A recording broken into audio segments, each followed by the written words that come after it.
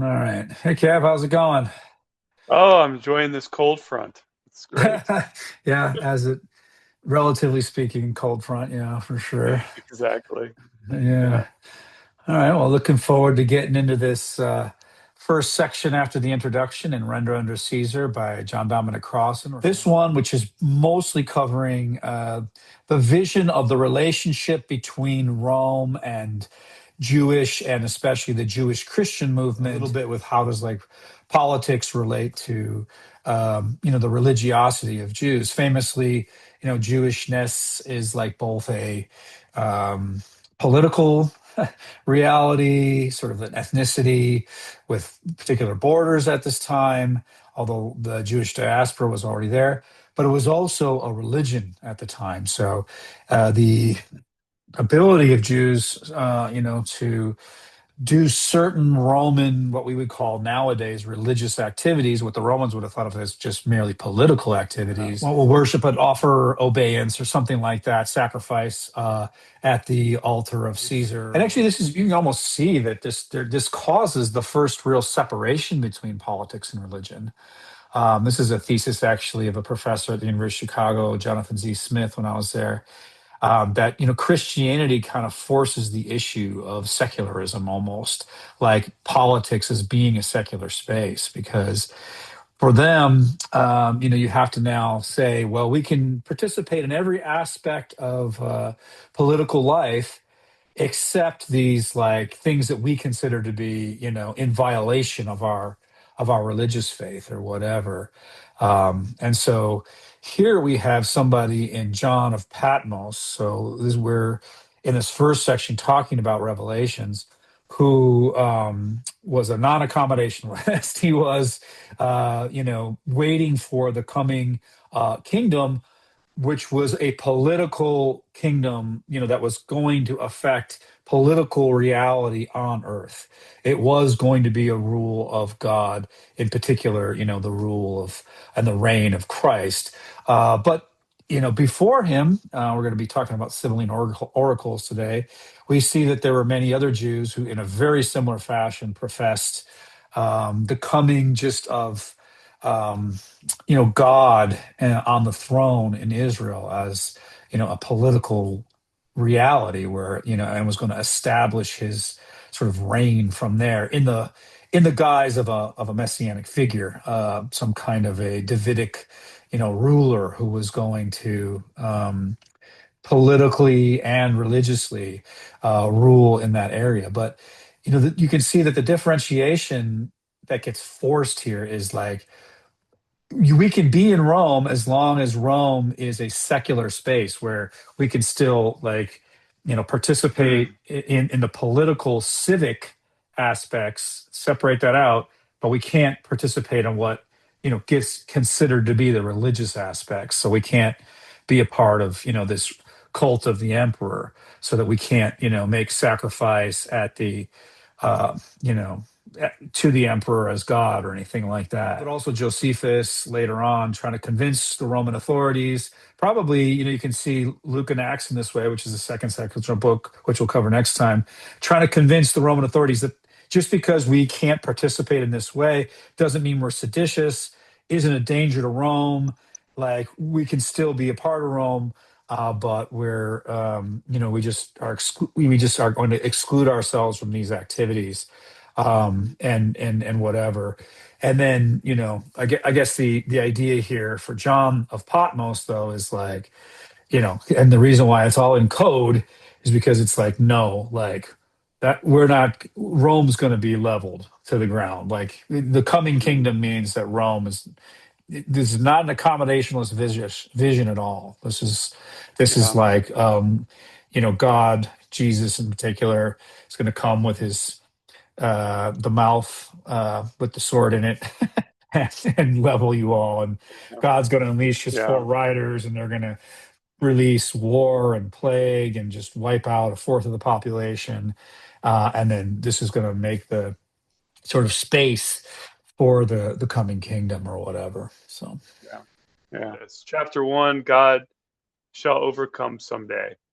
How do people How do people keep faith in a just God when they are constantly being conquered and mistreated by powerful empires? Throughout Israel's history, with the Babylonians, Persians, Greeks, and Romans, Israel held onto the hope that God would eventually step in and bring justice. Crossan explains that the kingdom of God doesn't mean the end of the world, but rather a total transformation of society on earth from war and injustice to peace and justice. He argues that wanting a world without violence is a crazy dream. Instead, the real delusion is thinking human violence will just stop on its own without nonviolent resistance. Jesus changes everything by teaching that God's rule is already here. Using the parable of the mustard seed, he shows that the kingdom isn't a future event we just sit around and wait for, but a team project between God and humans that require our active commitment right now. And so this is a sort of so you got two of the key, I guess you could say, juxtapositions, and in some cases it's almost a paradox, or just a straight juxtaposition that creates a contradiction, which is one between the kingdom of God is coming, which is mostly what John of Patmos seems to portray in Revelations, versus the kingdom of God is already with you. So you see that tension in the Gospels and Paul as well. Just this idea of like this coming, so when you use the word coming, you think it means something that's not here right now, something that's absent. But that is put in direct contradiction or tension or paradoxical relation to it's already here. It was clear that Jesus was at one time like saying, it's coming, it's going to be very soon, and it's not this generation is not going to pass away until you see the kingdom coming and in glory, and see me arriving in glory to assume the throne, basically. And it doesn't come. Jesus kind of like comes to this point in his ministry, and he is realizing like I'm not going to see, the kingdom, at least in the way I thought it, arrive Mm-hmm. immediately. And then all the writers have this same sort of like evident conversion within their writing between it's coming and then, well, maybe not for a long time. And so this like maybe not for a long time thing, like not as, and maybe something more like not as quickly as we thought kind of like, thing. For example, in Luke, when Luke says like, don't, worry about like people saying, the end is here, this, looking for signs, interpreting signs, like telling you the times of when the end is going to finally come or whatever. It's just like, you're not going to know the times. And this develops this really central paradox to all of Christian theology between it's here, but not yet. And so you have Yeah, this really weird tension. And it's just a paradox. I mean, logically yeah, speaking, it's either here or it's not. But like, this is the religious tension that we live in. It's both here and not here. and I think it's Pete Eames. I think he's mentioned before, like in the New Testament, there's really definitely a voice where it's going to come. It's going to come quickly, but then you see a change. The Old Testament can be very helpful for us today For because sure. Israel, they were kind of long suffering.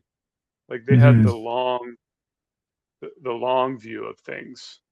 Where I feel like the New Testament, they thought it was going to come very quickly, where Jesus talks about, or Paul talks about, like, not marrying or just give everything to the poor. Well, that was because uh, Yeah. um, his his return was immediate. Yeah. Um, but yeah, I think just reading the Old Testament can be helpful. Just the idea of like just how we ought to live in Babylon. Yeah, Right. and And I that's the also question of think, this book. How do we live in Babylon? That's John of yeah, Patmos's question. We don't. Like right, Babylon's going to go right. down. Luke and Acts author has a different answer. We can live within Babylon. And then the last part of the book will be mostly stories from Josephus of nonviolent resistance. if your faith is in God who rules the world by distributive justice. And I think that's a theme that we see throughout the Bible. But then experience imperial injustice, which I think you see throughout the Bible, where you just even see in the wisdom literature of Job and Ecclesiastes, like it doesn't always turn out the way maybe it should. Yeah. It sometimes it seems that God is not a just God, and Mm. that's a question that we have a faith in a God that has the idea of distributive justice, but sometimes we don't see it play out. Yeah. And so I just love how the authors of the Bible tends to like they grapple with that. I think they Right. struggle with that. How God and humans were to kind of collaborate in bringing, The yeah, way it would be thought of in extremes until we kind of put them together would be either God does it all himself, or yeah, we're fully responsible. And so right, the right, sort of accommodational, I'm not accommodation, collaborational, sorry, model would be, like it's a yeah. partnership. And I love how like back in Genesis where God created got created and he said this was good, created humans, it was very good. He never said it was perfect. Uh-huh. It's perhaps is implied that we ought to collaborate with God, us being humans, to bring about a flourishing world Yeah, in a right. sense. Yeah, I kind of see the from page one the idea of God desires to collaborate with his totally. creation. Yeah. Yeah. For me, it's another slight knock at any rate against, and for Crossan to some degree too, against, Revelation as a model. And the reason why is because it's God doing everything. Mm, There's a heart, you don't see, as much collaboration. The mustard seed parable famously is from the Gospels. And so the reason why it's a collaborative parable is because there's sowing involved, so you have to like pick, fertile ground to sow. So presumably God gives the mustard seeds and the fertile ground and all the I don't know, mm, mechanisms of the natural world for this growth to take place. But you are collaborative with God because you're kind of like figuring out like how you're going to cultivate, take care yeah. of, place these seeds. So that's the sort of notion of collaboration. So God kind of like Yeah. gives you the raw materials, so to speak, and then you got to decide what to do with it, Yeah. kind of a And thing. Paul talks about, he said, well, some sowed and some reaped, Mhm. some did the planting and some did the watering. I don't know if it said watering, but just the idea of like being a farmer. Right, yeah, and that's what the Yeah. human part of It's it pretty is, amazing. is the sowing, the Yeah. reaping. Crossan's distinction between John the Baptist and Jesus. So, and it ties it in with this already but not yet type of theology that becomes so central to Christian theology from here on out. But just the idea here that John was talking about preparation, preparing the way, which is collaborative. So we have to get ourselves ready. And so the baptism piece was to like make yourself fertile ground almost. So I think Crossan uses the distinction between Jesus, is like the feast, the party guy, like ready to like, well, Hmm. you only there's only, I'm here now. So like, let's use this, oil now or whatever. Let's drink and Yeah. wine at the wedding feast, and Celebrate. now Yeah. let's celebrate now. Versus, Yeah. John and as a kind of like let's get ready kind of guy, and then so he's got the extreme Yeah. asceticism And where John even is out Mary and there. Martha too. Oh, perfect, yeah, yeah, exactly. Yeah. Because Mary was doing the work and then Mary was just sitting at the feet of Jesus. I kind of see that Yeah, so what we have similar. here is like a total Yeah. like um it's not a synthesis really because the contradiction isn't resolved, but it's like a holding Yeah. together, let's say. A holding together of preparing and already. So this is once again Right. everything is good in this whole Yeah. chapter is going to return us to this already but not yet kind of a deal. Well, Yeah. throughout the book, really. So yeah, anyway. Yeah. Yeah. And I found another passage, which we kind of talked about, Jesus proclaimed that the advent of God's rule on earth was not a divine intervention coming soon, but a divine and human collaboration already and maybe always available. A Yeah. soon coming consummation avoids participation, denies collaboration, prevents commitment, and thereby nullifies the rule of God as present on earth and a challenge to earth. Becoming is a process. And so, what's available to you always is not like the fully realized, completed kingdom of God here now. What's available to you No. always is this process, this processual way of being in the world. So, it almost emphasizes that the preparation is the already part, like at the same time, because Yeah. we are in the kingdom when we prepare for the kingdom. So, Is that kind of like it's all about the journey? It's that kind of yeah, it's exactly like that. The journey is the yeah. kingdom already. Yeah. So Yeah. that's Yeah, right. it's Yeah. the journey. Yeah. The coming of what is already present. How can the revelation to John say God's rule is coming soon if it is already present on earth? That while God's rule is already here, John is focusing on its final completion. This waiting period caused a lot of worry for early Christians, for Thessalonians, who wondered Right. what happened to believers who died before this final moment. The Apostle Paul comforted them by comparing Christ's return to a royal visit, explaining that believers would meet Christ and escort him down to a totally transformed, peaceful earth. However, this peaceful image completely contrasts with John's vision, written 50 years later, which claims that Christ's return will actually be a violent event that must pass through intense bloodshed before peace can arrive. If Crossan had his way, I'm not sure if Revelation would be in the canon. It's, Yeah, no, he said, yeah, no. As with a lot of early Christians, actually, did not want it in yeah, the canon for this exact reason. Actually, there were two main yeah, reasons why those who didn't want it in the canon didn't want it. One, well, I guess there's, if I could say three. One, it was late, so it was written quite late, and it was not written by anybody who is an actual like witness or claimed to be a witness to, Jesus. But like, I guess you could say, in the same way that Paul was a witness to Jesus, that he had some kind of direct vision. So perhaps there was that claim there, but it was written much later. So we think this is probably second century, like right, maybe 110 AD, something like that.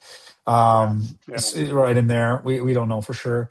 But like then secondly, there's this vision of that seems to involve like all these plagues and violence and war and all this other kind of stuff that people like thought was antithetical to Jesus's message. So that was yeah, a, yeah, and also like the revenge sort of like the desire for revenge and that kind of a thing is like really like evident in the text. So like, and that kind of just bleeds through as like, this seems kind of vindictive. Like, I'm not sure that this is in line with what Jesus preached as the gospel of love. But then the other thing is that just the way that like heaven is described is so basically earthly, which has got its pluses and its minuses. One, it sort of affirms the earth and affirms the flesh. So as Crossan points out, this is not a destruction of the world of the earth. This is a renewal of the earth, so that we're not hmm talking about like just moving on to a spiritual existence, as you might think of in some forms of Gnosticism, where, the body, the flesh doesn't matter anymore. Which brings us to this sort of like interim period that you talked about in Thessalonians, where, people obviously had written to Paul about like, well, you said the kingdom was coming, all these people have died. So, what's going to happen to them or whatever. And then his theology is like, well, they're going to go to sleep for a while and then they'll, come back into their bodies. But it's like, it's not they're going to ascend to some spiritual realm or some spiritual heaven or whatever. It's like, yeah, no, they're going to wake back up out of their grave and inhabit this earth.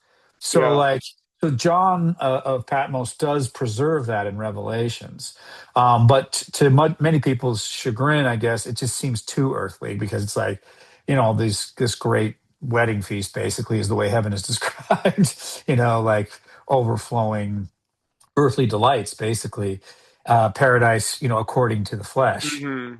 And so Hmm. it's kind of like, clearly in the camp of affirmation of our bodies, and affirmation of this world and this earth. So it's got that kind of plus for it, but it's definitely got the minus of revenge and vindication and all that Yeah. kind of stuff. What- Whatever But happened to love your enemies? right, Do yeah, good to that's right. persecute you.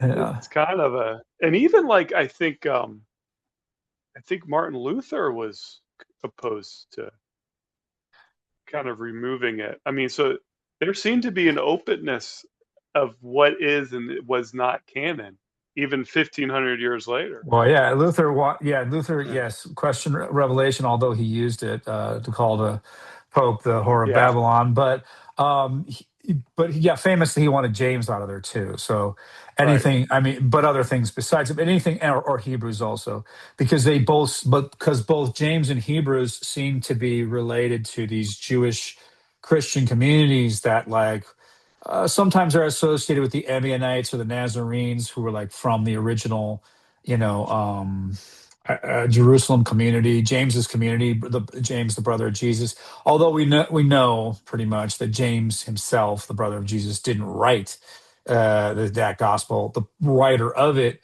gospel, sorry, epistle, the letter So yeah. of James, like that, we know for sure that. But what's preserved in that is a kind of theology that was like halfway Jewish, halfway into the Christianity thing. So still like a respect for sort of like ritualistic, priestly sort of Hmm. things. Famously for Luther, the thing that was so abhorrent was its emphasis on works. Hmm. And the famous phrase, faith without works is dead, and all that kind of stuff. I mean, that's the kind of Yeah. that's why I believe he called it an epistle of straw or something like that. He just wanted it Yeah. Yeah. taken out and burned or whatever. And I think Yeah. there was similar reasons with Revelations or whatever. So you can see, this early divisions within the church that was, from the start. There were different ideas Yeah. about how the kingdom was going to come, what the kingdom meant for the world as it was, what the kingdom meant for political powers, especially whenever the book of Revelation talks about Babylon, and it does a lot. It's doing that because of these other uh, Sibyls, this other Sibyl literature that we'll have to talk about. It's a common trope to refer to Rome in code, just as Hmm. the Greek satrapies were referred to in code as Babylon. So like these powers that are over us, so that if we're talking about Babylon, and if these letters get discovered, like the Romans won't know enough to know that we're talking about them or whatever. So, Uh, Philip Jenkins. I read a book called "The Many Faces of Christ." He writes the earliest centuries of the faith before Constantine were marked by sprawling diversity and creativity, and many schools of thought were contested freely. But the democratic, egalitarian, and spirit-filled Jesus movement then atrophied into the repressive, bureaucratic Catholic Church of the Middle Ages. And he in this book he goes on to say, like, the early church was almost like they participated in midrash, where there's all these different documents and different ideas. And yeah, I mean, you know anyway, I just thought when it comes to maybe the what's canon and what was not canon, and maybe Revelation, maybe it should not be canon, I don't know. yeah, But yeah, yeah, it was probably read, and what I'm you know as I'm reading, there's a whole bunch of other Christian books that influence Christians that in that day and even today.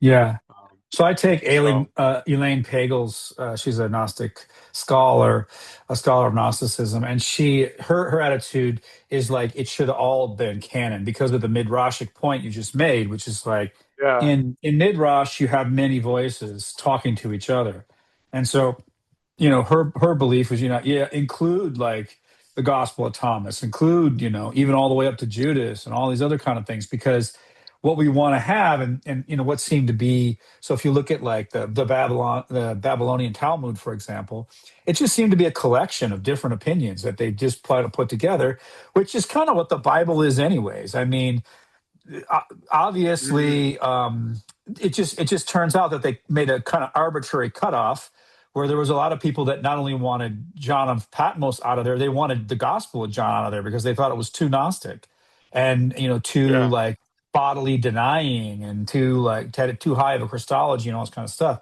And so they felt like it just didn't fit with the other gospels. Famously, it doesn't seem to fit with the other gospels. That's why all other three are, Matthew, Mark, and Luke are the synoptic gospels. Synoptic meaning, seeing Jesus in a somewhat similar way, or which really means you using, similar sources. Most biblical scholars argue now that John did have, the gospel writer John did have, access to the gospels, the other gospels, but was like kind of like in dialogue with them, changing different things or whatever. Yeah, you could say to fit his theology. It would be fine as long as we understood like theology itself as a process, as a working out, as a talking, so that you could have other voices in there that would either act as a corrective, or and then correctives to those correctives. Just like just an ongoing conversation. So I'm not opposed to having the Book of Revelations in there. It's just that there are certain people that take it as like the final kind of like interpretive framework for how to see Hmm. the world or whatever, and that's not what it is. Yeah, because when I have a Bible that has an apocrypha, Hmm. and even the Bible Project with Tim Mackey, I mentioned him before to you, but he actually has a video like he does with the Old and New Testament of each book of the Apocrypha in the Catholic and the Orthodox Bibles. You can see like the Judaism in Jesus' day was quite different. The Judaism in the Old Testament. Absolutely. It's a stock. It's just it's like where's the? It's almost like you had like in the sequel you have part one, and then you watch the first movie, and then you watch the last movie, but then there's one in the middle. Yeah. Like, what the heck? There's so many. Like what did I miss? From Yeah. one to three, I kind think of part thing. of that is just because you were allowed to argue with each other so much more, that different Yeah. interpretations were allowed to rise up, side by side. And then there would be certain times when the community would rise up that thought they had the absolute correct interpretation, and they would split off. That's the, community Qumran. They think they've got it or whatever. And so like they need to separate themselves and live their priestly pure lives over there because everybody else is wrong and they're the ones who are going to inherit the kingdom. So it just becomes, or salvation, or however you want to put it. They're doing it right, basically. Like the God likes Yeah. them the best, or whatever. And so, Right. the thing is like there were always going to be people that decided to stay in conversation with others, and those who just decided not to. Which would Yeah. be a great example of like to me, a sacred version of the public square where everybody, gets to speak, and everybody gets to like argue with each other. Um, you know, Yeah. the only argument that couldn't stand then is an argument that says this is the only argument. But and Yeah. that's the end, that's the final whatever, and that's what Yeah. becoming means, or the coming kingdom means. It's becoming, it's a process, it's a journey. Yeah. In my life, but when you come across a person that maybe you have a different opinion with, like listen to them and respect like the process that they went through to come to their conclusion, Yeah. because we're all a product of our families, our faith tradition, our communities, our temperament, our personalities.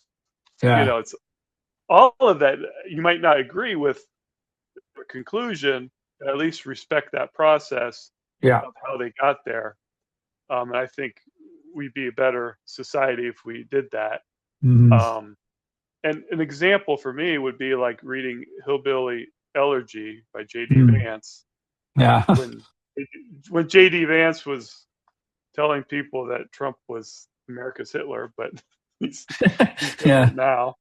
But he wrote like his experience in his community and why maybe they would, or at least I was concluding this, why they would support someone like Trump, because Uh-huh. just feeling of being ignored and not having a voice, and I can Right. see, I can appreciate and respect, you know, that, if that makes Hmm. sense, even Yeah. though I might not agree with it.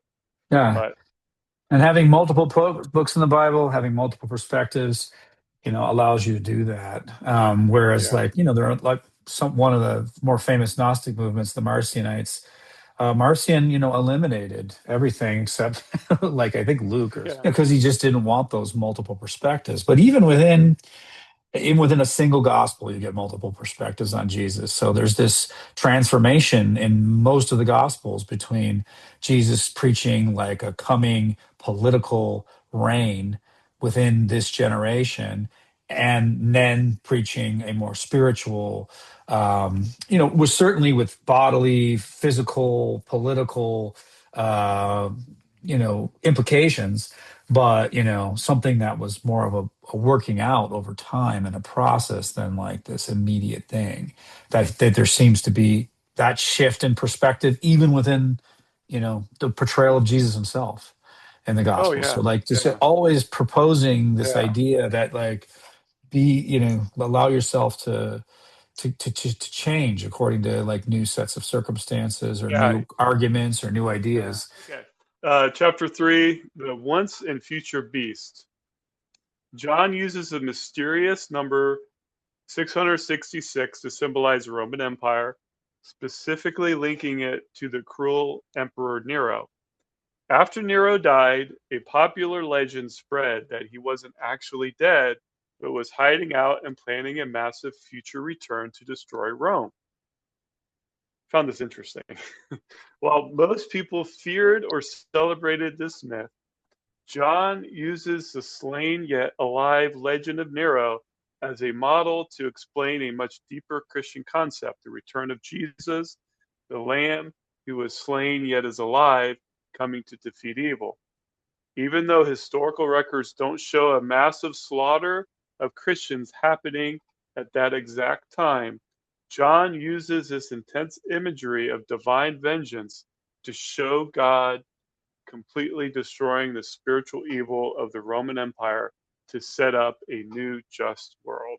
So this is the problem for all modern day interpreters of Revelation who want to say 666 means this, 666 means that, the sign of the beast, whatever, and they connect it usually to the devil in one way or another. Yeah. It was originally purposed to reference this myth of Nero, who was an ignominious emperor, because he blamed Christians for a fire that he started, or had Hmm. people he started, had people under him start, so that he could build some new Roman project or something like that in a part of the city that he wanted.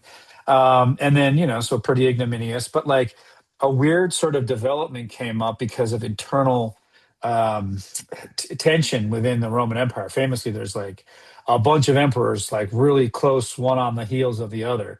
Nero committed suicide under persecution as he was fleeing, but he also was a part of a whole succession of emperors, like one after another. I mean, famously, Rome did not have a really good method for electing emperors or anything like that, or deciding who was going to be the next emperor. And you basically just had to play this political game. As long as you had the most backing of the most powerful people, you would stay emperor. If you lost that favor, one way or the Hmm. other, people, connived behind your back, you were out. And so it was just a real mess. But so there were other people who kind of started the myth. This was associated mostly with the eastern part of the Roman Empire, although they Yeah. hadn't officially split or anything like that. That Yeah. Nero Because was going to come back. I thought it was Yeah. interesting reading people like quote unquote Nero in the East because he gave them, uh, he was easy on with taxes. Yeah. I Yeah. think I read that. Yeah. They liked I his just they thought liked that his was, rule better. Yeah. Like because of he wasn't the villain taxes. to them, yeah. Yeah, And when the new yeah, emperor came in, and overtaxed him, they kind of wanted a return, so they started this myth of yeah, like the resurrection of Nero or whatever, and they just like looking for Elvis. They were looking for the return of Nero all over the place, and so he says, John of Patmos says, "Oh, this is like." How the beast is going to return or yeah. whatever. And so he makes this Right. equation. And so there's this, I don't know, it's like a practice with numbers it's called Gematria. Yeah, gematria. Yeah. That basically it's 666 is Nero's name. But even to this day, it's supposedly, the sign of the beast, the sign of the devil. I'm not going to say that the devil doesn't use 666 or whatever, or like didn't always, or I don't know, but like it's just like, however that happened, it happened through, a very human political circumstance. It didn't happen hmm by, like the devil like decided on day one, pre-Bible, pre-John of Patmos, my number is going to be 666 or whatever. It's right, just like right, right. none of that stuff was going on, because like there's a lot of like syncretism happening where the figure of Satan, the figure of the Antichrist, which is kind of funny too, because Paul uses the term Antichrist and he did not mean the devil. He just meant people who are Antichrist. Yes. Yeah, So yeah. like all of these hmm things get lopped together kind of almost by mistake. So you gotta like, I mean, I get it. Like that's kind of how anything happens that happens in the realm of myth and religion or whatever a lot of times. But Yeah, I kind of grew up spiritually and kind of believing that in college and early adulthood. I was very influenced by a pastor in Texas that went to Dallas Theological Seminary, which taught dispensationalism, which that includes the idea of like a pre-trib rapture and you know Christ with his church coming to earth to establish 1,000-year reign and locking up Satan for 1,000 years and all yeah, that I mean, stuff. again, that's like sort of Yeah, all like what to do about this interim period. yeah, That's what the millennialism is. Is like, yeah, oh, there's just going to be this in between period before like, like the full realization of the kingdom of God. And so you get all kind of yeah. creative, I guess you could say, And they're very good things. at charts too. I know they're very good Um, at charts, and I yeah. love charts. So if you Yes. don't want to read the That appealed text, to you, right? Yeah, you just, oh, here's a chart. Oh, that makes sense. They have Bible verses. Like yeah. this is where this happens and that. Yeah, yeah. And it doesn't even talk about the rapture revelation. That's Right, that's that's one Paul. Yeah, misconception. yeah. Yeah, that's Thessalonians, and that's Right. Yeah, yeah, yeah. we talked about earlier. It's almost like you're meeting the king, they're meeting the emperor, Hmm. outside the town and coming in. Yeah. And who knows what the hell Uh, Paul was talking about there, anyways? Like, I mean, I just know. like trying to figure that out too. It's like it was not meant though. Yeah, Whatever it was not meant to be like the way we take it is like a chartable, like programmatic yeah, theology.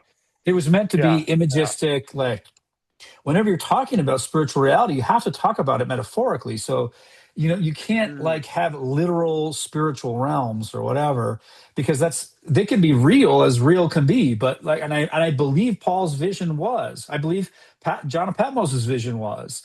I don't think they're just like making up crap just for their advantage. But I do think that when you try to make those things literalized from a spiritual realm, like that's not how like whatever the resurrection body is, for example, that's not how yeah, resurrection bodies are. Like Paul tries to even say this, like, because people are worried about like, what happens if you get eaten by dogs and all this type of stuff. Like, how's God gonna resurrect your right, body? right. And he's like, it's not that. Yeah, It's like it's not that body. Like, yeah, that body, let it go to the dogs. It's like, but it's a yeah, spiritual body, but it's the body, like, so yeah, like yeah. it's real. It's I not think what dispensationalism does and literalism, it just flattens out the Bible. It totally. kind of almost makes it boring. Hmm. It's Banal, almost like yeah. it makes it like you really don't have to talk about anything almost Yeah. once you figure it out the charts. But yet, if you take the Bible as what it was intended to be Yeah. taken out, in my opinion, with Yeah. metaphors, inspired by God, yet written by man. And even Paul says in First Corinthians, he says, "Oh, this is not from the Lord. This is my opinion." Like, Yeah. even in the Bible, it says, "This is not from God. This is me." Yeah. That kind of Well, I is what I translate think. that as something You know, like I'm trying to put what I received from God into my words. But right and they're always in going your to be world. inadequate. And I can only gesture, Paul through a glass darkly. I can only gesture at what I Yeah. saw. I can't tell it to you in plain English, or I guess it would have been plain Greek or plain, Yeah. Aramaic or whatever. I can't tell it to you like that, literal, because that's not what ultimate reality is. Ultimate reality is not literal. Okay. It says, among chapter 4, among these dark satanic hills, the writer John uses three powerful symbols: the dragon, Satan; the beast, the Roman Empire; and the whore, the city of Rome, to attack the corrupting influence of the Roman world. While the dragon represents spiritual evil and the beast represents military violence, John labels the city of Rome as a great whore and codenames it Babylon because it destroyed the Holy Temple and dominated global trade. The main difference is that the beast takes wealth through force, while the horde seduces people into trading and doing business with her. Ultimately, the chapter argues that the book of Revelation wasn't just written to predict the future, but was actually a warning to early Christians, forcing them to decide if they could truly be faithful to God while participating in the wealthy, corrupt commercial system of imperial Rome. Again, yeah, you have the tension that goes through the whole thing between the values of Rome and the values of the kingdom of God, or the coming Yeah. kingdom, or whatever. Are they compatible or do they clash? For John of Patmos, they are not compatible. they clash. There's Yes. no way to be a Christian, or Yeah. or whatever it was called at this point, be a member of the Jesus movement, of the way, whatever. There's no way to do that and be a Roman citizen. You are set apart. And I should mention, because No. I should have mentioned it for the last chapter too, is the Sibylline oracles, which is confusing to some people. Around this time, there's a bunch of Jewish writing. It started off just Jewish because we started off before the Christian movement. But in the Sibylline oracles, the one that's used for Revelation is mostly Sibylline Oracle 5, awareness. John seems to have been aware, if not directly, but he must have heard folks talking about it. So within the Jewish, community, within the Jewish diaspora, some of the first Sibylline oracles were written probably in Alexandria. You see a taking something from Roman culture, which is a sibyl. That's like a supernatural Mhm. prophet, basically, and you're putting in the mouth of the sibyl Jewish and later on Christian movement kind of prophecies or ideas. And so it was very common within the Sibylline oracles to, have Rome referred to as Babylon. So a lot of the coding that you get in this book, in this chapter 4, and in Revelations, is from the fifth Sibylline oracle specifically, but a lot of it was already established as like, this is how you talk about Rome without letting Rome know you're talking about Rome, Oh, okay. kind of a thing. And also to bolster up like the Jewish community, to let them know that, like, like the end was coming. It was coming soon. It was going to be a victorious victory for the Hebrew people, and whatever. But like, so all of the conventions that you see in John were not invented by John. They even the convention of Nero is from the fifth Sibylline oracle. So like, Okay. he didn't think of this whole thing about Nero coming back later on, whatever. Da, da, da. He didn't think about Nero as the beast. I mean, he did, but So, like, he got it from the fifth Sibylline yeah. oracle. But anyways, those early Christian communities, I just say the Jewish Christians, starting pretty much, it seems, with that community in Jerusalem that Paul had such arguments with. They survived for a long time. Like, they, even after Paul's, big showdown with James, and Peter. Like they made it for quite a while, Okay. kind of in plain sight. Okay. I Well, know that in the end, the Gentile Christians and the Pauline theology wins, yeah. but like it's a long process before that happens.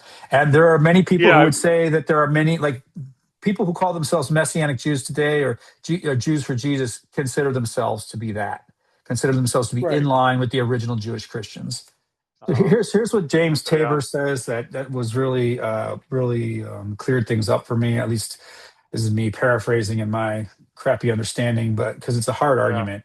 So James, the brother of Yeah. Jesus, really was Jesus's brother, and really was like the founder of a very early Christian community in Jerusalem. Probably had a lot of Yeah. doings with Peter. They probably were a Jewish Christian community, and probably did come into conflict with Paul later.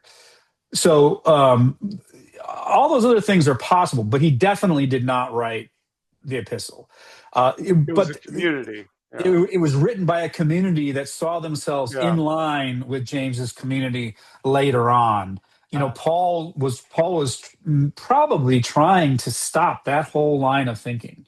That was what the argument was about with the community in Jerusalem. And Acts tries to portray the argument as a bit more amicable, and Paul is more accommodating or whatever. And then Paul's letters seem to like be a little more fiery. And by the way, the reason why Ebionites is associated with the poor and also with John the Baptist or John the Baptizer is because, and that line is because of their asceticism and their extreme sharing and all that kind of stuff that you see in Acts, Mhm. or that you see in John the Baptist's lifestyle, and eating locusts and sackcloth and stuff like that. So the term is just the Greek word for poor. So they lived Okay. ascetic lifestyles. Community of James wrote in the name of James almost as a response to Paul. And that's what people like Luther picked up Mhm. on. Like he's saying this faith without works thing is dead, not because he just wanted to say it. It was a direct reaction to like people reading Paul. I wonder if getting in the mind of John with Of Patmos we're Revelation. talking about, or John? Yeah. Yeah, The Patmos yeah, yeah, Revelation. Yeah. yeah. Um, he does write to churches, Uh-huh. and I think all of them was negative, but one. I think all of them. I think there were seven of them. These churches are becoming too um, Accommodationalists. accommodating, and so Yeah, he really wanted to demonize. It was a response Rome. to that, and so he Yeah, demonized Rome yeah. and not only the politics and the religion and the economics. The longest lie. So Crossan calls John's claims of a massive Roman slaughter of Christians a Oh, historical lie used to justify a future slaughter of Romans. yeah. Historical evidence shows that Christians were not actually being persecuted by Emperor uh, D- Domitian. Domitian. Yeah. Instead, the real threat in the early church was acculturation, the pressure of Yes, nice. Christian Yeah. merchants to fit into Roman society, join local business associations, and participate in pagan customs just to survive economically. John inverts the symbol of the false prophet to represent this eternal compromise, framing Roman culture as so evil that Christians must completely separate from it.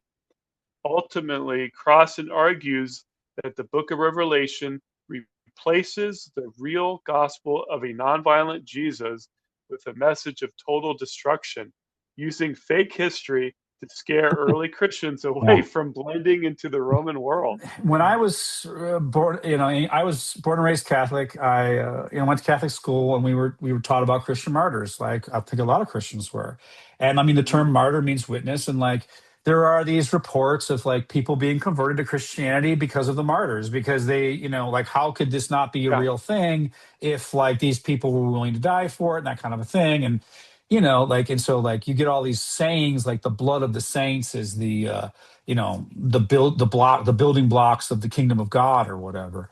And so like the idea here is, or the church is built on the blood of the saints or something like that.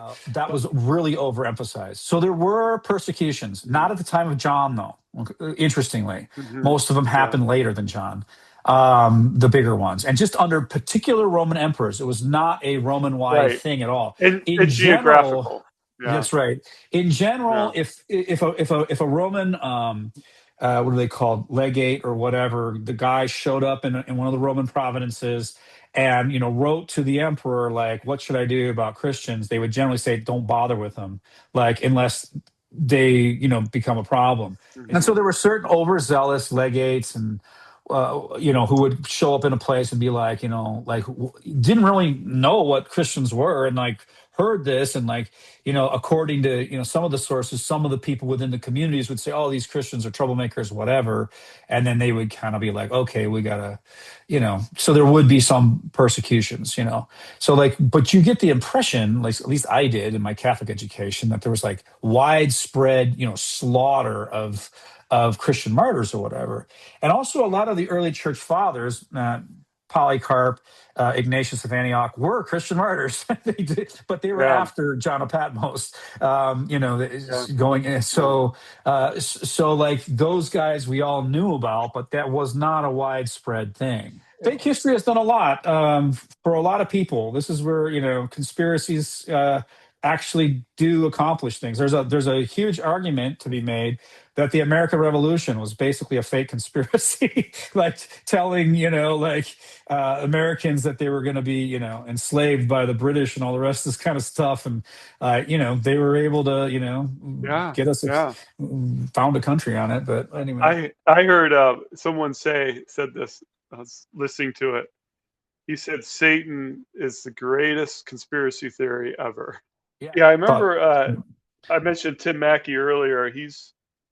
I think he would classify himself as an evangelical. I think someone asked a question about Satan, and he kind of said, like, you can't really get a clear biographical picture of Satan in Scripture. He just goes on to say in the garden and Job and the New Testament, it's very hard to put all that together and but see yeah, but people did, and we an just took it actual. for granted. Yeah, Yeah, yeah, but they like, take it for granted.